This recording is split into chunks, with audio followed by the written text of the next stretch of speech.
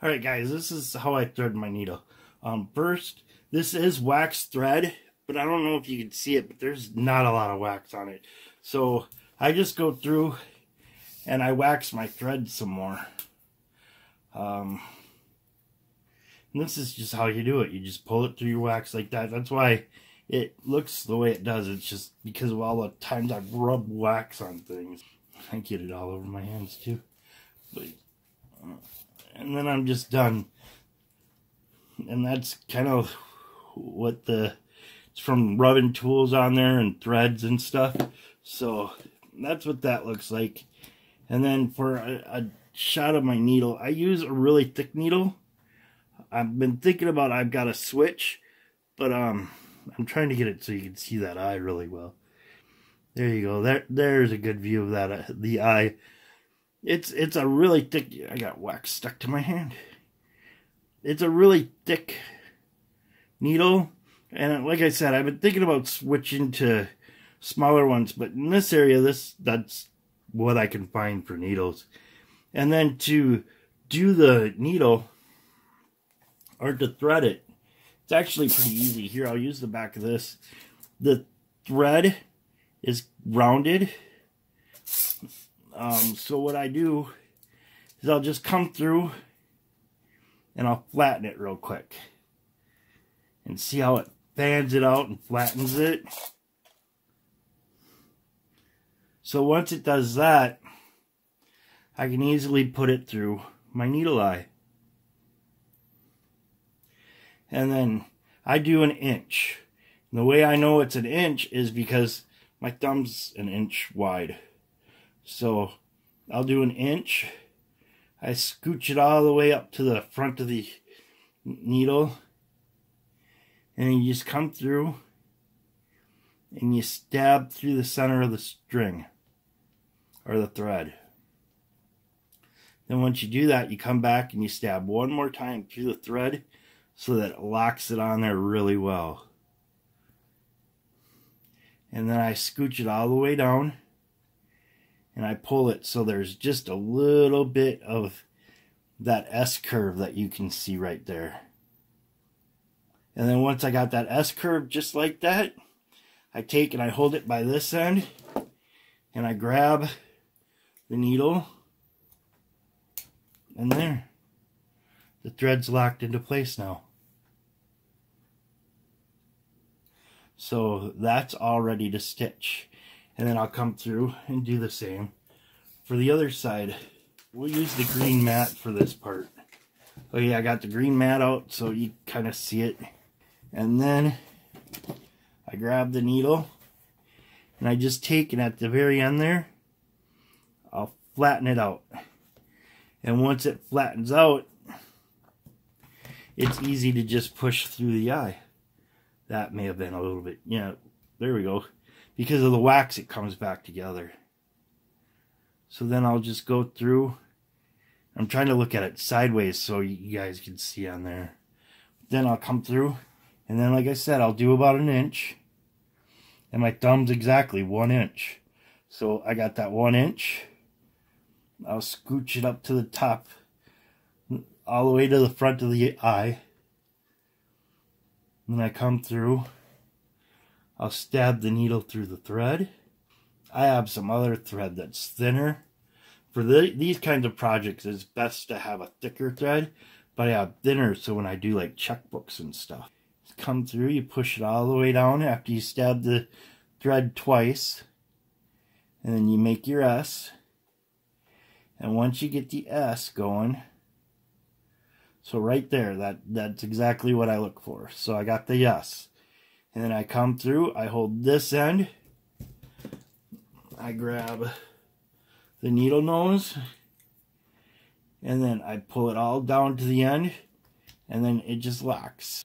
And that's exactly how I thread that needle. And that's how it is. And then this is also kind of gives you a setup to see what my setup is. So when usually you guys are up on the wall, so usually when I have the camera and I'm showing my bench, you're actually, if you see the black spot, that's my camera holder for the wall.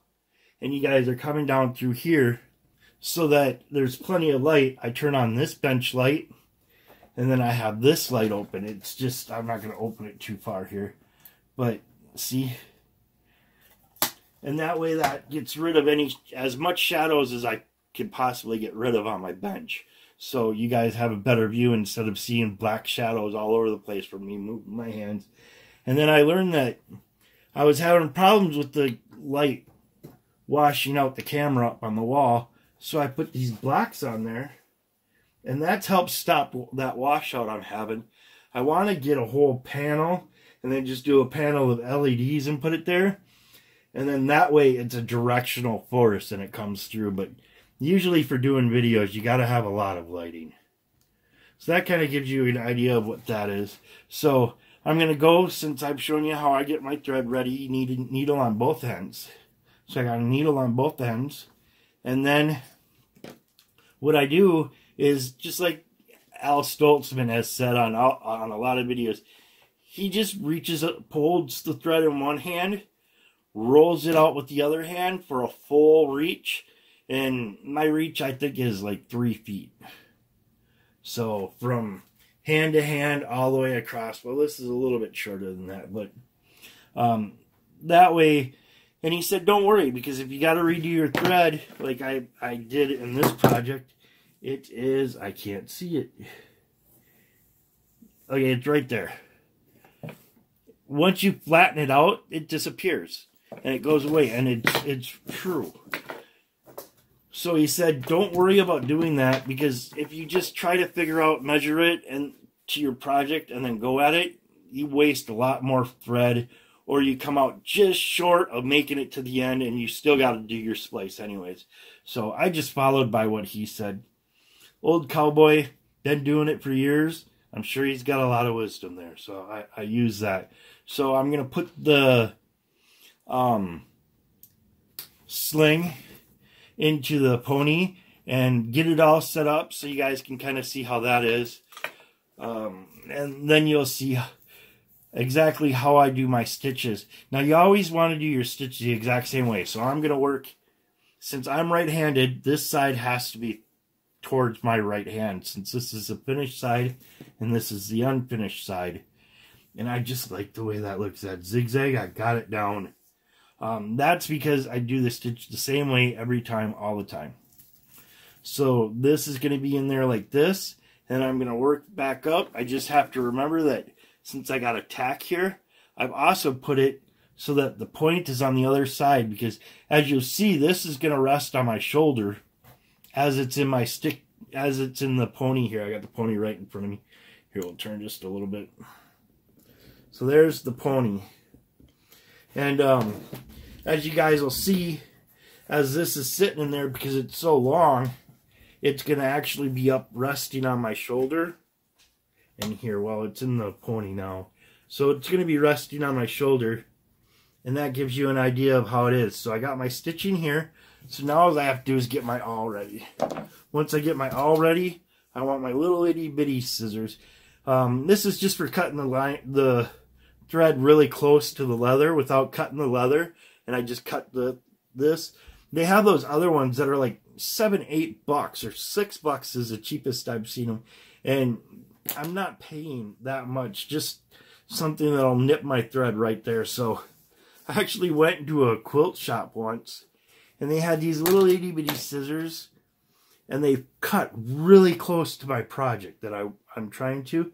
And they're hard to operate with my fingers, but for $2, that's a heck of a lot better, and I'm getting the same quality of a cut. So we'll go on that. But now I'll just show you. All right, the first stitch, I'm going to come through with my awl. Actually, I want to change the bite on that a little bit. Re-poke it open with my awl, because I'm using such a thick needle and such thick thread. My irons don't open it up big enough. So I come through, and then what you want to do is you just want to hold the needles together and pull it taut so that your length here is the same length on both sides. And I just realized, because I'm concentrating on focusing, I went through the wrong hole. So I'm going to have to come back through real quick, because I want to lock this stitch in on both sides. I want to actually go through the second hole. So, and I got a little bit of wax. You're going to see I have a lot of wax, but I like extra wax on the thread and everything like that. That wax helps makes everything nicer. Everything slides through the leather a little bit better. And I can manage extra wax. But if I don't have enough wax, then I'm going to run into problems. So I got that. And it's actually in my second hole. So I'm going to go back to my first hole. And it's always the same thing. This needle, left side comes through first. And I want to repoke that hole. So left side comes through. I put this needle here in this hand, right behind it, and I grab and pull it through. And then I want to pull this one down. And then the other needle, I want to poke through. And I want to make sure I don't have the thread poked through at all. And then once I know I don't have it through, I'm going to take this thread in the back, because I got a loop now in the back. So I'm going to take this thread and wrap it around that needle in the back, and then I pull through. And once I pull through, I come through and just tighten it up. Now, you only want it tightened. You don't want it over tightened, because you could pull that stitch through.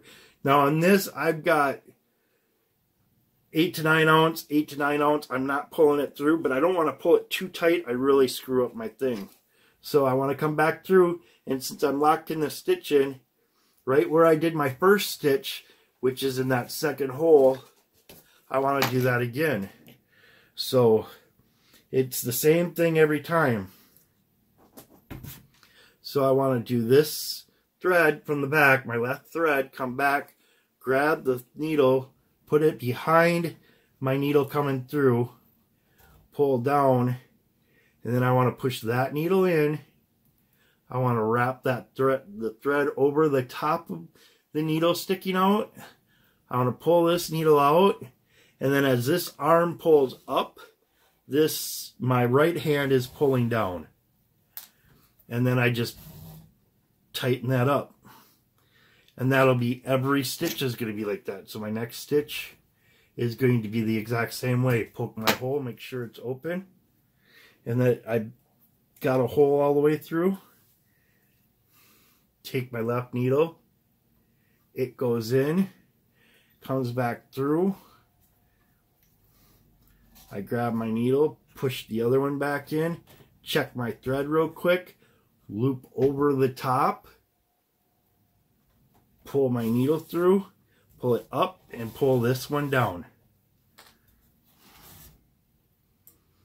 And if I do that every time, I will have a zigzag pattern in the back. If I don't, I'm going to have a really screwed up pattern in the back. So also, as I do this, I want to manage my thread, because since I do put a lot of wax on there, I'll have little wax chunks that show up. They'll kind of look like boogers. But, so I want to come through, and I want to make sure it's done. Forgot where I was at, sorry guys. So I poke the hole. I put my left side through. I grab the back of the needle. I don't know if you guys can see it, but I come up and I just grab the back of that needle.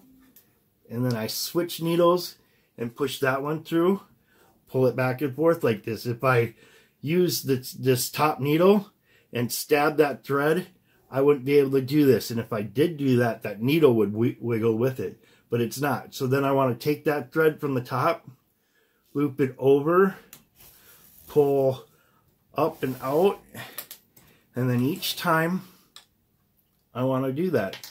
And I always wrap it around my fingers when I do that. You'll see pictures, if for anybody that actually looks online to other people, and you actually start opening up your hands a little bit. It's actually pretty does a little number to your skin. So then the same thing.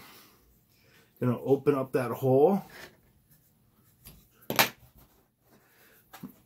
I'm going to come back through, pull,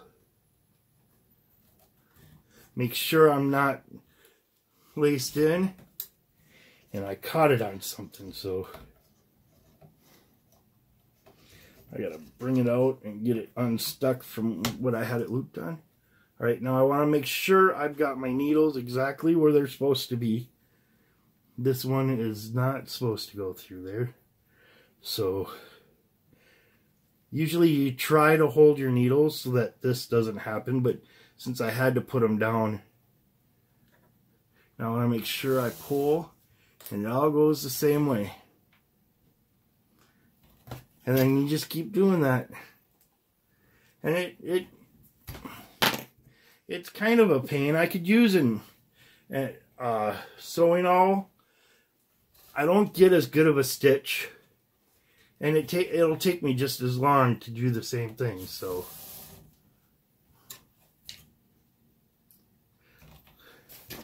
So then I just keep doing that over and over and over until I get to the end of this thread, which is what's going to happen before.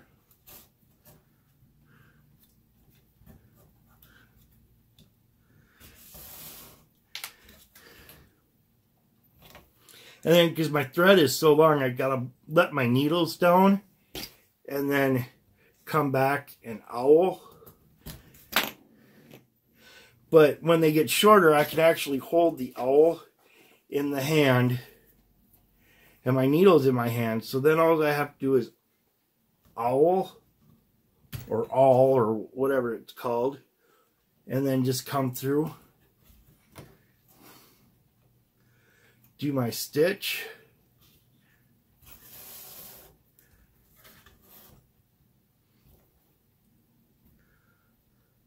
and then just keep doing that.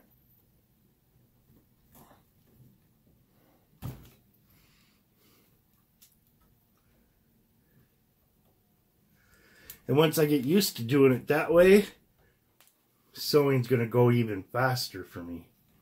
Now I'm getting it pretty down. It used to take me about, I'd say for this much stitching, it would take me all day. Now I can do this much stitching and I can stitch this whole side of the belt in about an hour, maybe 2 hours.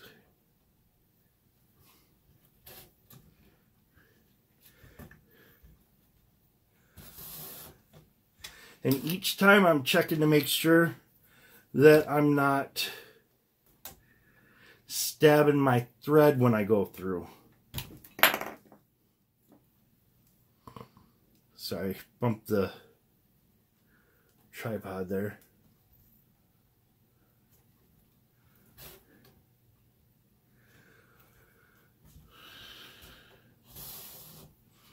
And then it's always the same way. That way that stitch in the back always has, because what I want in the back is to have that zigzag pattern going all the way through. And then in the front, I want it to do this and follow right in the stitching groove I've got. And I'll come back when I get to the end and I'll show you guys how I do that one up.